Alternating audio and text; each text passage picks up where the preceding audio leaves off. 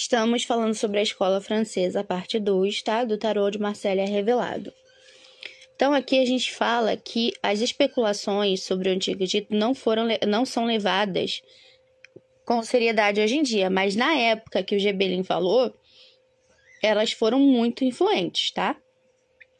E a leitura da sorte com as cartas, elas começou a se tornar muito normal nos salões parisienses e chegaram às cortes de Napoleão.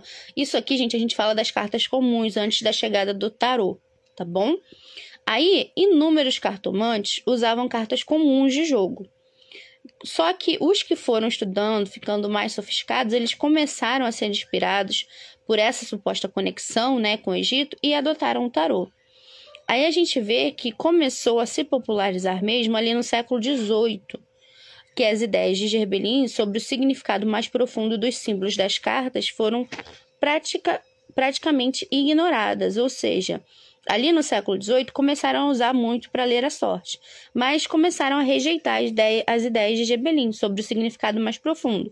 Ali se popularizou um jogo mesmo para a alta sociedade, tá? A maioria das pessoas estava só interessada em ler a própria sorte. Novos tarôs foram impressos com esse propósito, com ilustrações simples e diretas, substituindo os desenhos tradicionais. Aí a gente vê uma virada, as pessoas começaram a tirar, né, os números, os naipes e começaram a substituir ali por desenhos. Aos poucos, a questão toda foi considerada algo entre a divinação supostamente sobrenatural e um passatempo social divertido. Então a gente vê que aquele pessoal ali começou a ver, posso ver minha sorte, é um jogo divertido, vou começar a ter. E aí começou a ideia, né, das cortes, do pessoal que tinha mais dinheiro, da ideia daquele pessoal que só poderia ler se ganhasse, né, e não eram todos que ganhavam, tarô, e começaram a ver como um passatempo divertido. Aí a ideia se passou pela Europa toda como um passatempo social divertido, não só um objeto para divinação. A gente vê que o Heider, a história é o oposto, né? Na história ali que a gente vê da Bíblia do Tarô e tudo, pra gente começou na Itália, né? Começou com Visconde de Sforza. Aqui não. Aqui mostra antes, como era antes até mesmo do Visconde de Sforza existir.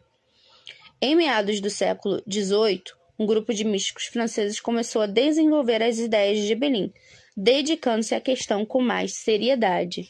Então a gente vê essa mudança, né, de ver o tarô apenas como um jogo, mas ver levado com seriedade. Até hoje, gente, o Marcélia, ele é um grande elefante branco.